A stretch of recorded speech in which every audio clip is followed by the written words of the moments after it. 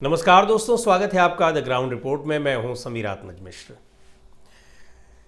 आज 17 तारीख है, प्रधानमंत्री नरेंद्र मोदी का जन्मदिन है और 75 साल की उम्र अब वो पूरी कर रहे हैं। लेकिन ये पड़ाव उनके लिए थोड़ा मुश्किल भरा साबित हो रहा है। पहली बात तो ये कि उनको इस बार बहुमत नहीं मिला है, यानी भारतीय जनता पार्टी को अकेले दम पर।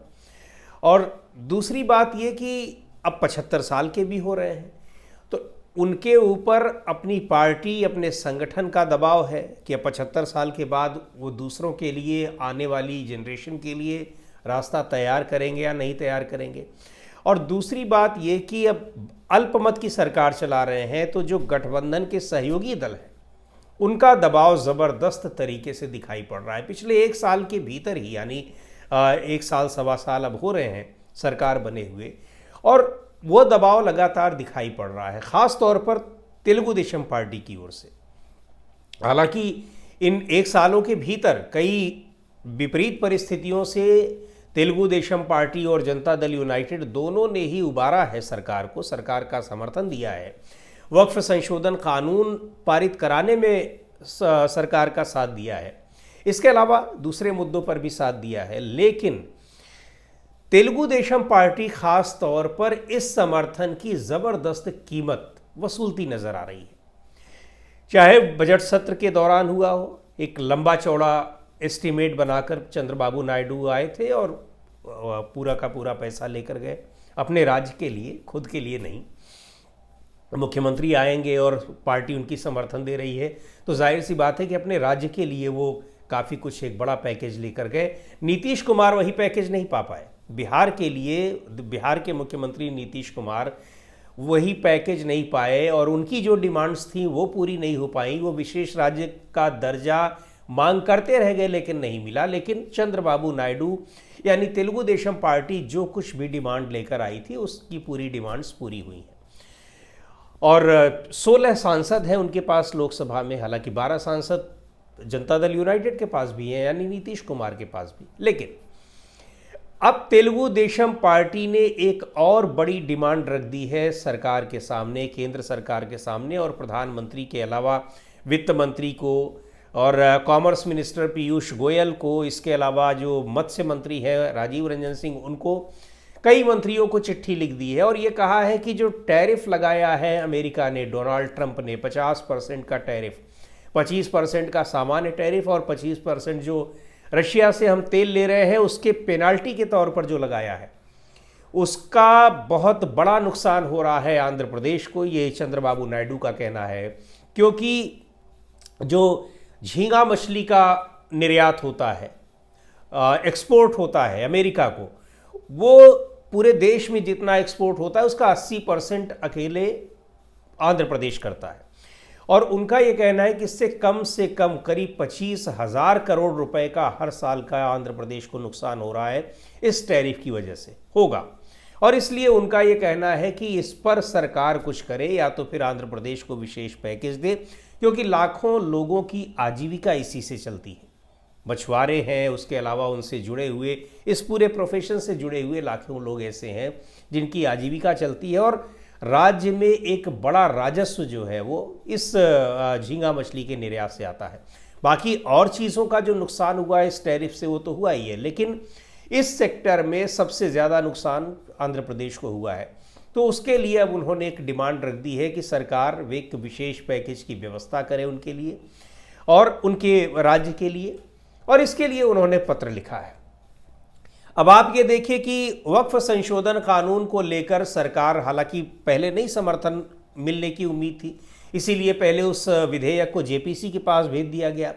लेकिन जेपीसी के पास जाने तक में सरकार ने इन दोनों पार्टियों को, यानी तेलुगु देशम पार्टी और जनता दल यूनाइटेड को, और प्लस चिराग पासवान की भी पार्टी को, उनके पास भी 5 सांसद हैं तो वो कम नहीं होते हैं, तो इन लोगों को साधने की पूरी कोशिश कर ली। सध गए, वोट कर दिया, यानी उस विधेयक को पारित करवा दिया, कानून बनवा दिया। अब वो कानून भले ही सुप्रीम कोर्ट में उलझ गया हो, और सुप्रीम कोर्ट में जिस तरीके से अंतरिम आदेश सुप्रीम कोर्ट ने अभी दिया 2 दिन पहले, उसको देखते हुए लग रहा है कि सरकार ने जो ये सारी कवायद की थी इन लोगों के मान मनौवल की, वो बेकार हो गई।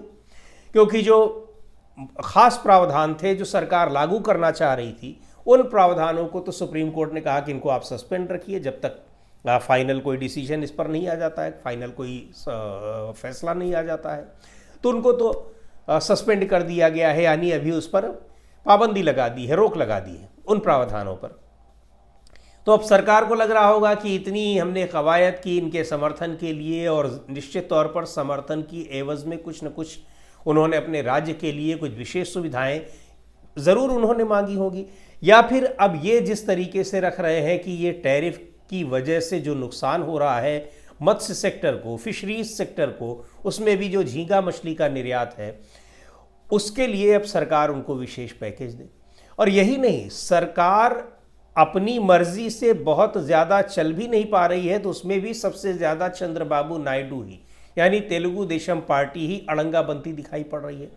एसआईआर को आप ले लीजिए, एसआईआर का मुद्दा भी सुप्रीम कोर्ट में है, और बिहार में जिस तरीके से ये एक बहुत बड़ा मुद्दा बन गया है एसआईआर, और चुनाव आयोग कह रहा है कि वो पूरे देश में एसआईआर कराएगा। जैसे ही ये मुद्दा बना, चुनाव आयोग में तेलुगु देशम पार्टी का प्रतिनिधिमंडल आया और उन लोगों ने साफ तौर पर यह कहा कि आंध्र प्रदेश में किसी तरह का एसआईआर आप लागू नहीं करेंगे बिना हमसे पूछे, यानी वहां बिना राजनीतिक दलों के साथ बातचीत के आप उसको नहीं लागू करेंगे।